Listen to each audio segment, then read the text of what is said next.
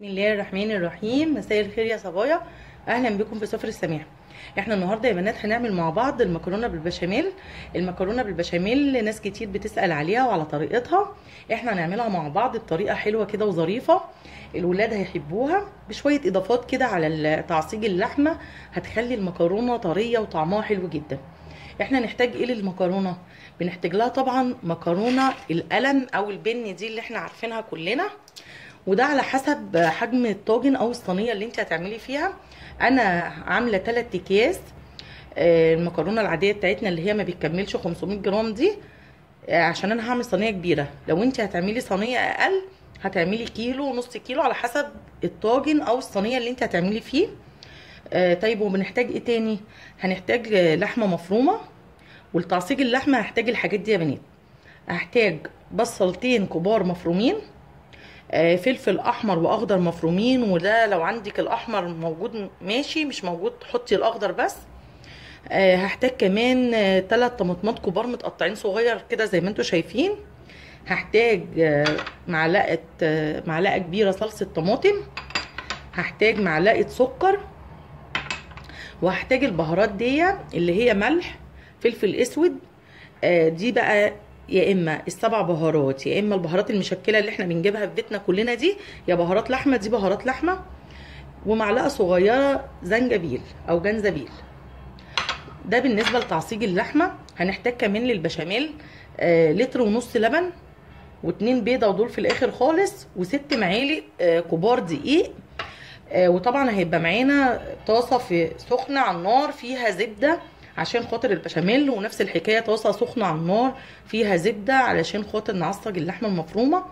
وهيبقى معانا ميه سخنه بتغلي على النار علشان نسلق المكرونه. المكرونه بتتسلق 9 دقايق.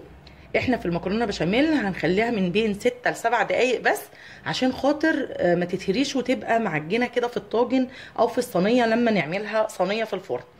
احنا هنروح دلوقتي على البوتاجاز نعصج اللحمه الاول، ونحط المكرونه على الميه اللي بتغلي، وبعدين نعمل البشاميل.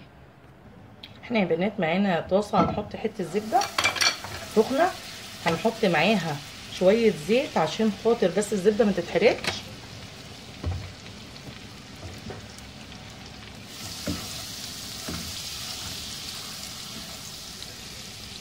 الزبده دي كتير، ممكن نشيل منها حته، نشيل كده حته كفايه كده.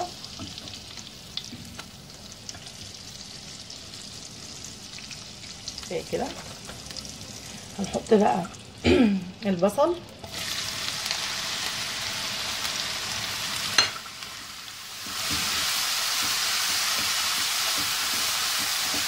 في ناس بتحب تحطي توم، ممكن تحطي لو عايزه تحطي توم هتحطيه برده في المرحله دي. انا مش بحب على المكرونه بشاميل توم في تعصيج اللحمه. البصله بس تدبل دقيقتين كده وبعدين هنحط عليها اللحمه. اهي يا بنات البصل دبل، هنحط بقى اللحمه المفرومه اللي معانا. كميه اللحمه دي على حسب ما انتي تشوفيها.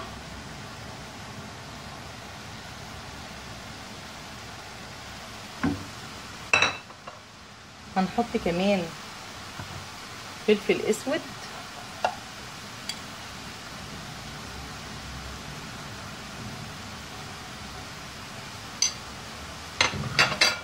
هنقلب.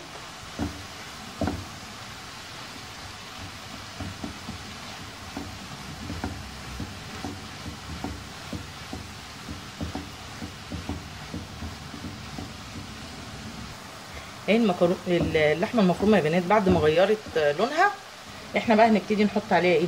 هنحط الفلفل الالوان اللي معانا ده، ياخد كده معاها، بيديها طعم حلو جدا على فكره، وكمان بيعمل مناعه كويسه للولاد في البرد. اهي يا بنات سيبناهم برده مع بعض كده شويه. كل ده ليه؟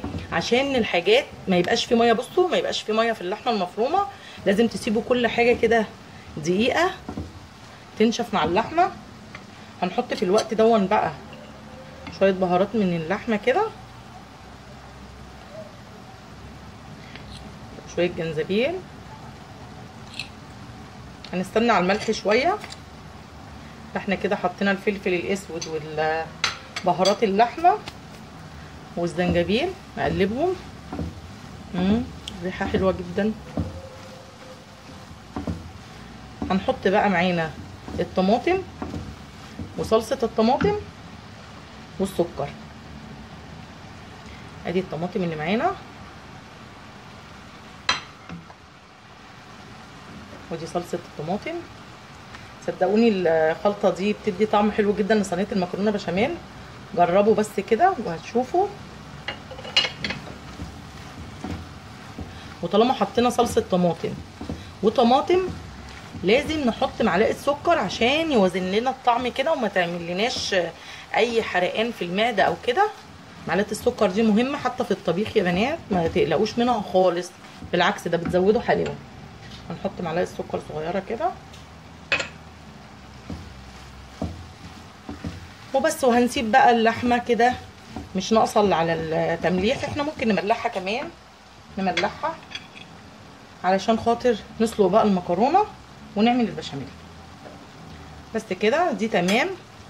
هنجيب بقى الميه السخنه من المكرونه، فيها ملح وزيت او ملح بس. في ناس ما بتحط الزيت للمكرونه بشاميل، بس انا بحط. وهنسلقها. هي يا بنات ميه المكرونه هنحط فيها بقى المكرونه. لازم يا بنات تملحوها كويس، لان المكرونه بتتملح في السليق، ما بتتملحش في اي حاجه تانية، فلازم تملحوها كويس. وانا بحط شويه زيت. زي ما قلت لكم المكرونه في العادي بتاخد 9 دقايق، احنا هنخليها ما بين 6 و7 دقايق، ما تكتريش عن 7 دقايق علشان خاطر ما تبقاش طريه قوي في الطاجن كده، تبقى المكرونه مستويه جامد. لا هي لسه هتخش الفرن، فنعمل حساب ان هي تكمل سوا في الفرن. احنا خلاص كده المكرونه هنسيبها تتسلق، وهنجيب مع بعض طاسه تانية فيها زبده وزيت ونعمل مع بعض البشاميل. هي يا بنات طاسه فيها زبده وزيت، والزبده تكون كتيره شويه في البشاميل. هو كده بقى معلش هنحط فيها 6 معالق دقيق. هي المفروض اصلا لكل معلقه دقيق معلقه زبده، عشان كده بتبقى كتيره. هندوبهم مع بعض لحد ما هنلاقيهم يعني ابتدوا كده يشكشكوا مع بعض جامد، يعني مش عايزينه ياخد لون قوي.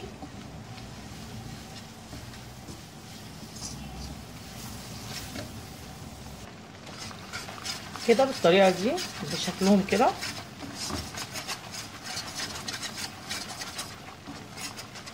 انا شايفه ان كده خلاص تمام.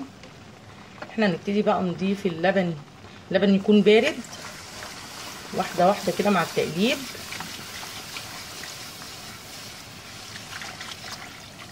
لازم تفضلوا تقلبوا كده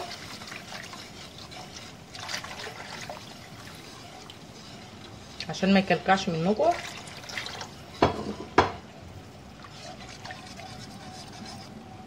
بالشكل ده يا بنات احنا حطينا كل كميه اللبن اللي معانا. طيب لو احنا البشاميل تخن مننا وما عندناش لبن، حطي معلقه كبشه او كبشتين من ميه سليق المكرونه. على فكره بيديها طعم حلو جدا. يعني لو تقل مننا البشاميل هتحطي معلقتين او كبشتين كبار من ميه سليق المكرونه. وخليكي دايما بتعملي حاجتك كلها مع بعض على البوتاجاز عشان صينيه المكرونه تطلع ناجحه. هنحط بقى سنه فلفل اسود وبرده زيها ملح. احنا ما بنحبش نملح البشاميل كتير، احنا عايزين التسكيره اللي بتبقى فيه دي من اللبن. يا بنات البشاميل بصوا كده معانا تمام خالص. هو ده بصوا ما شاء الله، مش مكلكع ولا اي حاجه. انتي طول ما انتي بتقلبي كده عمره ما هيكلكع منك. ولو لا قدر الله حصل، لو عندك هاند بلندر اضربيه بيه، او في الخلاط بقى برديه واعمليه في الخلاط. بس كده تمام خلاص. احنا كده كل حاجه معانا استوت. هنروح بقى نطبق الصينيه. اهو يا بنات بصوا البشاميل تحفه اهو. وادي المكرونه بصوا سليق المكرونه. لازم المكرونه تكون كده، ما تخليهاش تستوي جامد منك. بصوا كده ما تخليهاش تستوي خالص جامد علشان لما تعملوا الصينيه تبقى حلوه. ودي طبعا اللحمه المفرومه. احنا هنعمل ايه يا بنات؟ احنا هنجيب كبشه كده وهناخد على المكرونه بتاعتنا دي شويه بشاميل نقلبهم فيها كده.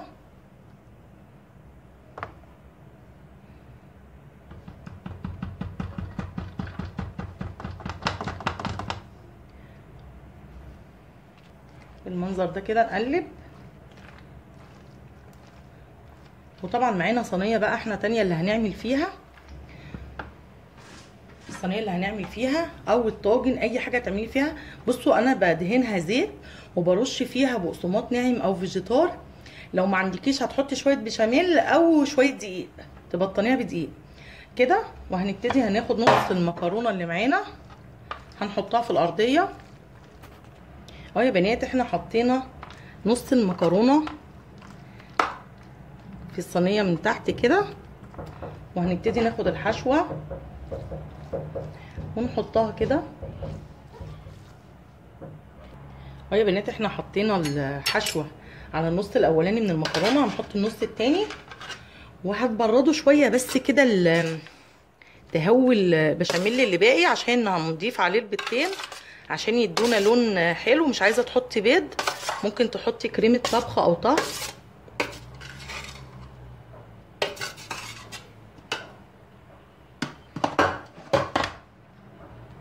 اهو يا بنات احنا هنهوي بس كده البشاميل اللي معانا.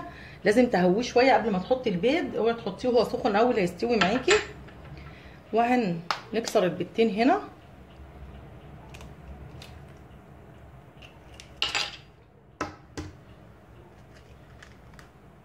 ده عشان يدينا لون حلو.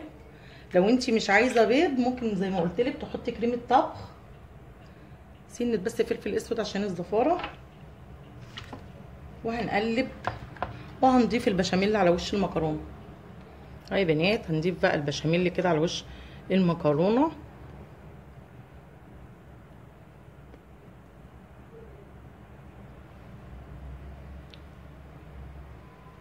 ويا بنات هندخلها بقى الفرن. عايزه تحطي جبن على الوش براحتك، عايزه اللي انت عايزاه براحتك. لو هتحطي جبن بلاش تحطي البيض برضو، هي هتديكي اللون. جبنه موتزاريلا ولا حاجه او شيدر. هندخلها بقى الفرن، فرن حامي. هندخلها على الارضيه وبرضو الشوايه مفتوحه، وهنشوفها هتقعد مع بعض قد ايه في الفرن. وهي يا بنات صينيه المكرونه بالبشاميل بعد ما خرجت من الفرن يا بنات، هي قعدت في الفرن يا بنات حوالي نص ساعه على فرني انا على درجه حراره 200. طبعا حطيناها على الارضيه والشوايه مفتوحه، وهي خدت اللون وهي على الارضيه كده. انا ما حطيتهاش على الشبكه بعد كده. بصوا بقى ريحتها مش قادره اقول لكم، وشكلها تحفه، وطعمها هيبقى احلى. وخلطه اللحمه المفرومه حلوه جدا، يا ريتكم تعملوها كده. ودي وصفتي النهارده للمكرونه بشاميل. يا رب تكون عجبتكم، ولو عجبتكم يا ريت تعملوا لي لايك وشير واشتراك في القناه.